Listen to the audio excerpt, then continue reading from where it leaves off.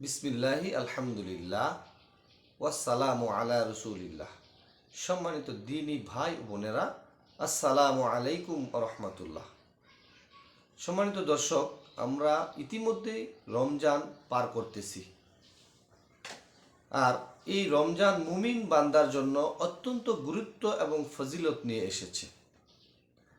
অতএব আজ আমরা জানব একজন রোজাদারের জন্য রোজাদারের জন্য কি কি ফজিলত রয়েছে। রোজা মুমিন বান্দার জন্য ঢাল স্বরূপ। হাদিসের মধ্যে পাওয়া যায়, আল্লাহ রাসূল সাল্লাল্লাহু আলাইহি সাল্লাম বলেন, আস-সাওমু জুন্নাতুন, রোজা ঢাল স্বরূপ। একটা ঢাল যেমনিভাবে মানুষকে তার অন্যান্য ব্যক্তির আঘাত থেকে রক্ষা করে, তেমনি রোজা দুনিয়াতে মুমিন বান্দাকে গুনাহ থেকে রক্ষা করে। শুধু তাই নয়, এই রোজা কিয়ামতের দিন হাসরের মাঠে বান্দার জন্য জাহান্নাম থেকে মুক্তির জন্য ঢাল হয়ে দাঁড়াবে। এ হাদিসে একথাই জানা যায়। শুধু তাই নয়, এই রোজার প্রতিদান আল্লাহ সুবহানাহু ওয়া তাআলা নিজেই দিবেন। একজন রোজাদার রোজা ছাড়া অন্যান্য ইবাদতগুলি নিজের জন্যই করে থাকে, কিন্তু রোজা এমন একটি ইবাদত যে ইবাদতটি নিজের জন্য করে না, আল্লাহ তাআলার জন্য করে। এই প্রসঙ্গে হযরত আবু হুরায়রা রাদিয়াল্লাহু তাআলা আনহু থেকে একটি হাদিস বর্ণিত হয়েছে। হযরত আবু হুরায়রা রাদিয়াল্লাহু তাআলা আনহু বলেন, রাসূল সাল্লাল্লাহু আলাইহি সাল্লাম বলেছেন, আল্লাহ তাআলা বলেন, আদম সন্তানের প্রত্যেকটি ইবাদত নিজের জন্য, তবে রোজা ব্যতীত। আর রোজা আমার জন্য পালন করা হয়, অতএব রোজার প্রতিদান আমি নিজেই দিব। হাদিসে বলা হয়েছে, আস-সাওমু লি ওয়া আনা আজজি বিহি, রোজা আমার জন্য, এর প্রতিদান আমি নিজেই দিব। অর্থাৎ আল্লাহ সুবহানাহু ওয়া তাআলা নিজের হাতে রোজাদারকে এই রোজার বিনিময়ে পুরস্কার দান করবেন। অন্য এক বর্ণনায় এসেছে, রাসূল সাল্লাল্লাহু আলাইহি ওয়াসাল্লাম বলেছেন, আল্লাহ তাআলা নিজেই রোজাদারের প্রতিদান স্বরূপ হয়ে যাবেন। প্রতিদান আল্লাহ তাআলা নিজেই বান্দার জন্য হয়ে যাবেন। শুধু তাই নয়, মহানবী সাল্লাল্লাহু আলাইহি ওয়াসাল্লাম আরও বলেন, ওই সত্তার শপথ ওই সৃষ্টিকর্তার যার হাতে মুহাম্মদের প্রাণ, প্রত্যেক রোজাদার ব্যক্তির মুখের দুর্গন্ধ আল্লাহ সুবহানাহু ওয়া তাআলার কাছে অত্যন্ত প্রিয়। অর্থাৎ রোজাদার সারাদিন রোজা রাখার পরে যখন বিকেল হয়ে যায়, তখনই রোজাদারের মুখে এক ধরনের বিশ্রী গন্ধ আসে।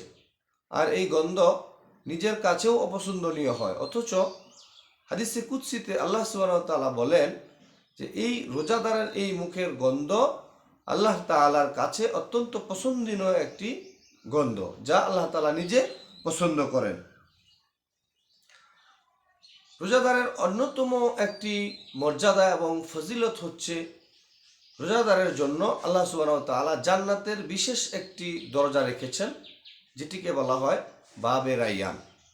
হাদিসের মধ্যে নবী করিম সাল্লাল্লাহু আলাইহি সাল্লাম বলেন, রোজাদারদের জন্য স্পেশাল একটি জান্নাতের দরজা থাকবে, যেই দরজা দিয়ে একমাত্র রোজাদার ব্যক্তিরাই প্রবেশ করবে। রোজাদার ছাড়া অন্য কেউ এই দরজা দিয়ে প্রবেশ করতে পারবে না। সুবহানাল্লাহ।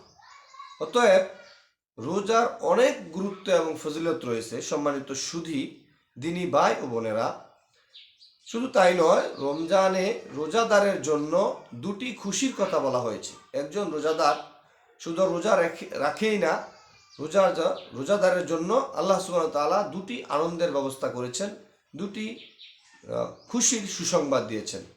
তার মধ্যে একটি খুশি হচ্ছে, রোজাদার যখন ইফতার করে, এটি একটি তার জন্য খুশি।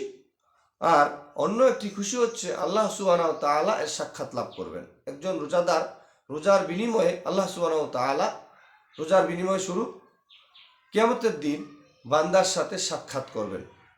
লিস-সাইমি ফারহাতানে, হাদিসের মধ্যে বর্ণিত হয়েছে, লিস-সাইমি ফারহাতানে, ফারহাতুন ইনদা ফিত্রিহি ওয়া ফারহাতুন ইনদা লিকাই রাব্বিহি। অর্থাৎ রোজাদারের জন্য দুটি আনন্দ। একটি আনন্দ হচ্ছে ইফতারের সময়ের আনন্দ, আরেকটি আনন্দ হচ্ছে কিয়ামতের দিন আল্লাহ তাআলা এর সাক্ষাৎ করার আনন্দ। সম্মানিত দিনী ভাই ও বোনেরা, এছাড়াও আরও অনেক ফজিলত এবং গুরুত্ব রয়েছে। রমজান মানুষকে গুনাহ থেকে বিরত রাখে এবং রমজান এই রোজা জাহান্নাম থেকে অনেক দূরে রাখবে একজন বান্দাকে।